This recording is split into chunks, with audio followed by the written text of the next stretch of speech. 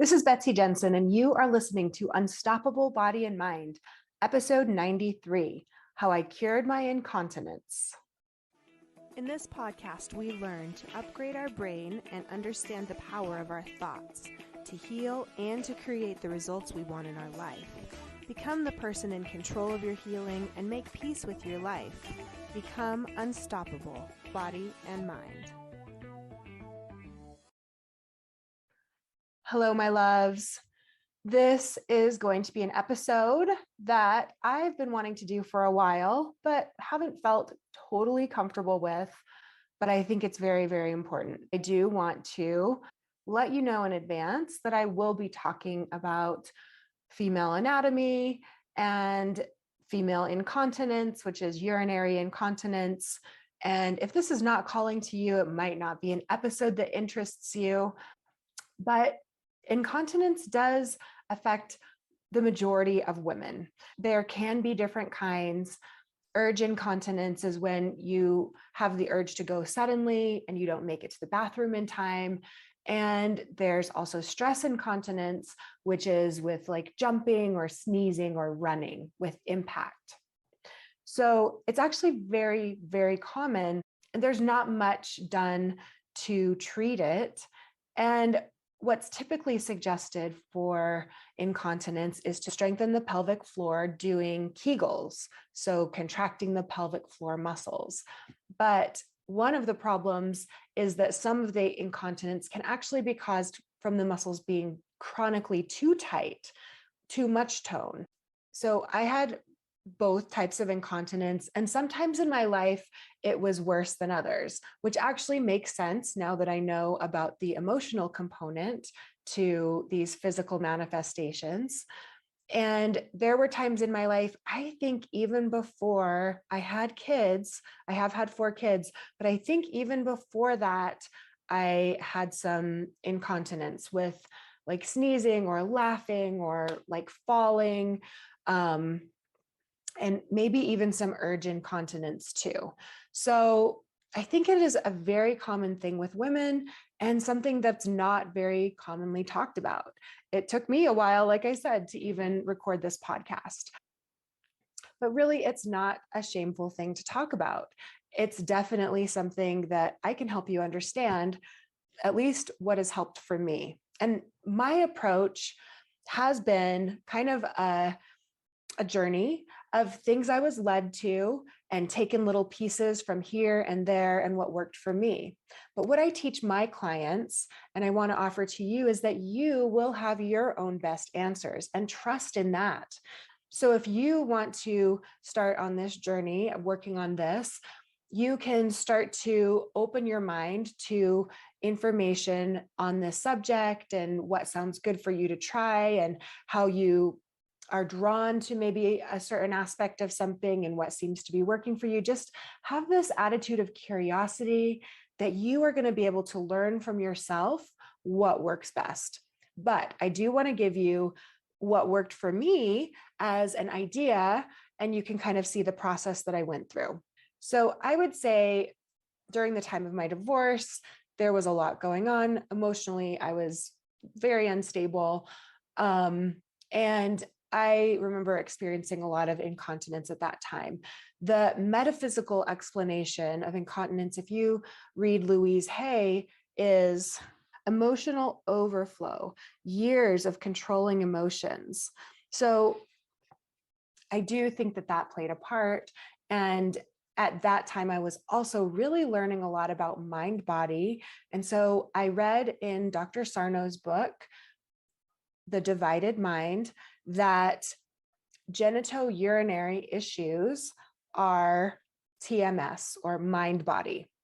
So I started getting curious. As I always suggest with my clients, when you start to learn about this approach, just start by getting curious. Just observe what's already there. So I noticed that I would get a very strong urge to urinate certain times.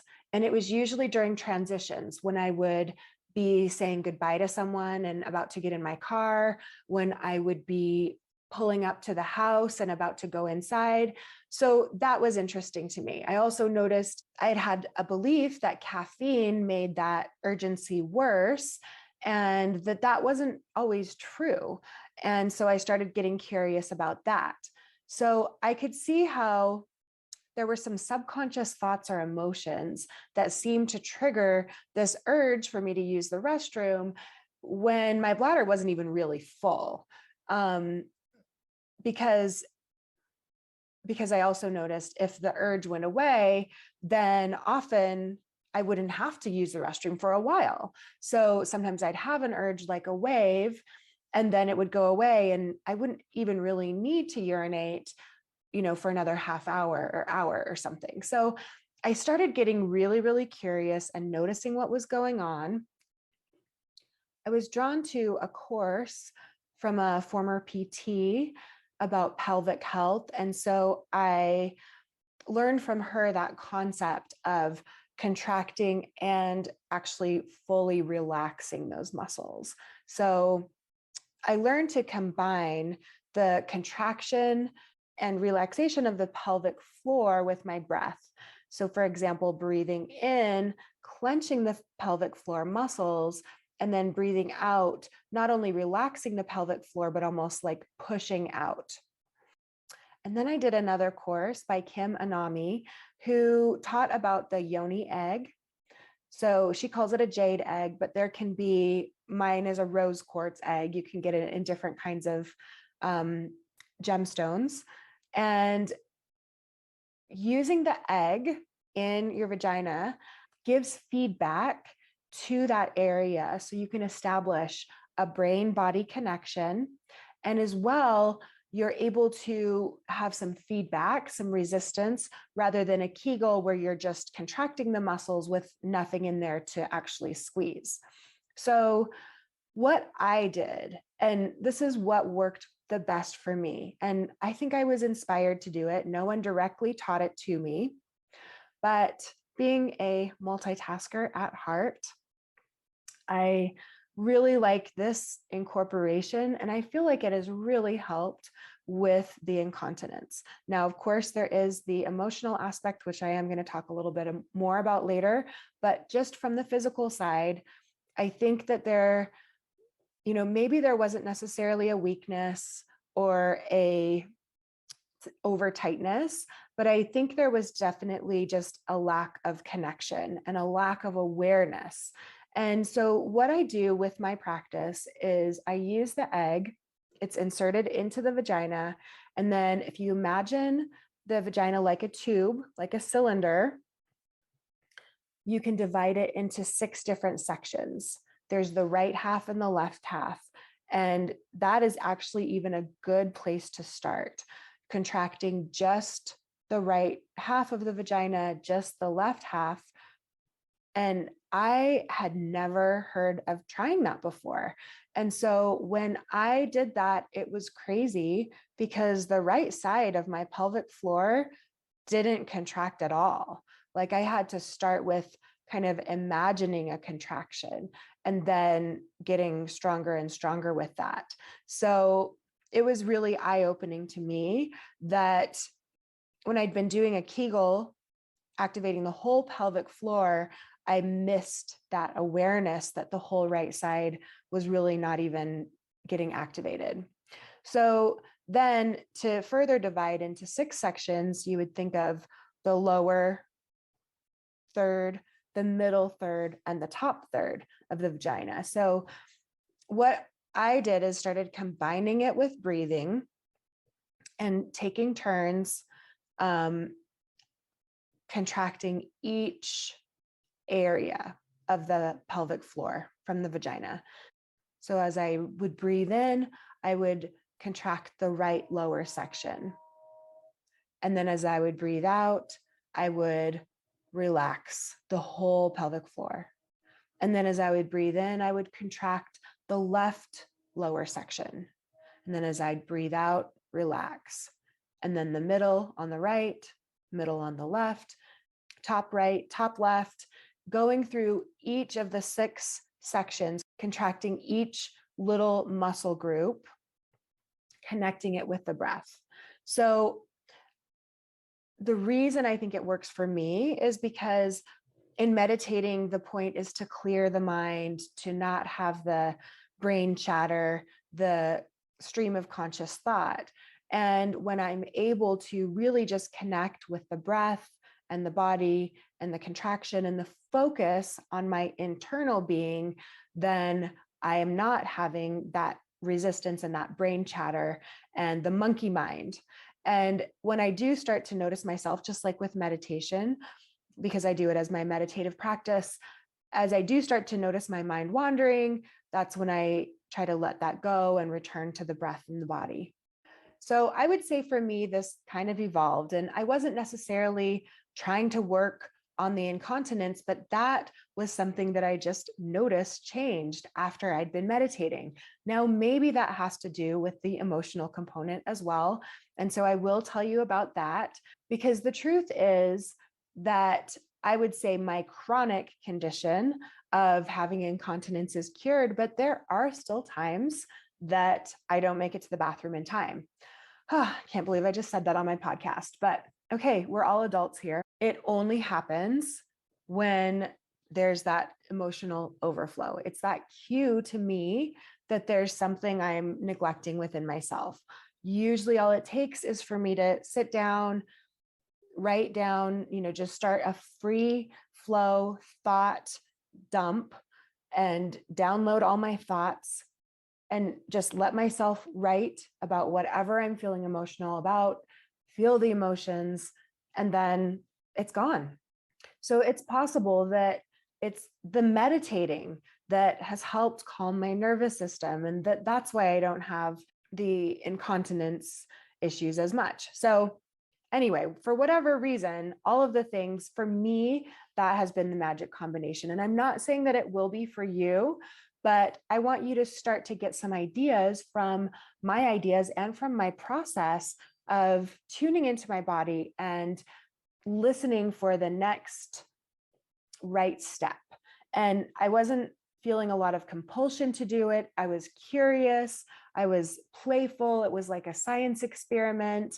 And ultimately it became just part of my emotional barometer. So I know what's going on subconsciously, or you can think about it like in a nervous system state. I know that there's something activated that I need to soothe or pay attention to or just allow.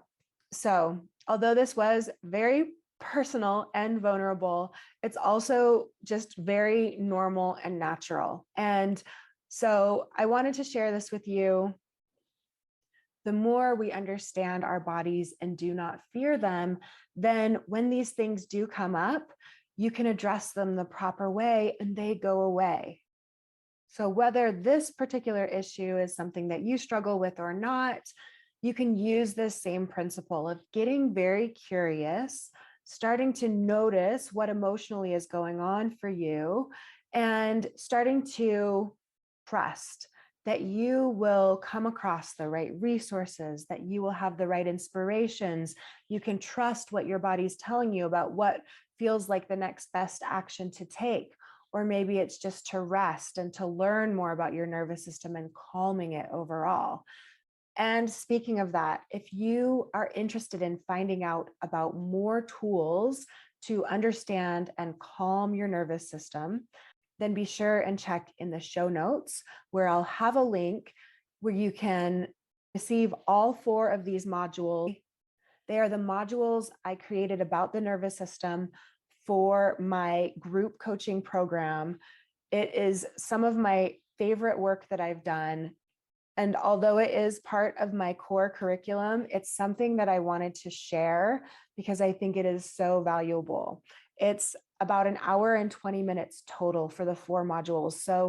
So plan on investing a little bit of time in yourself if you're drawn to this, to learn more about how to regulate and calm your nervous system more so that you can be in more of that aligned parasympathetic calm state where your inner healer knows what your body needs, where your cells can repair. It's called the rest and digest or the rest and repair state. It's the calm state of your body when you're not activated to fight or flight or freeze or fawn. You are able to connect to people, be playful. You're able to best use your prefrontal cortex. You're able to learn and receive. You're creative, you're inspired. That is the parasympathetic calm state. And that is what I teach you about and how to get into more and more and more so that you can reverse your chronic pain, your chronic disease, these chronic conditions that are showing you when you're not in alignment with your true self. And if you're curious about this type of coaching and if it might help you, you can also look in the show notes for a link to a free consult with me. All right, you guys, have a great day. Bye. Thank you so much for listening. I hope you learned a little bit about your brain today that helps you in your life like it helped me. Please be sure and subscribe and leave a review. And of course, be sure and share this podcast with someone you know that wants an unstoppable body and mind.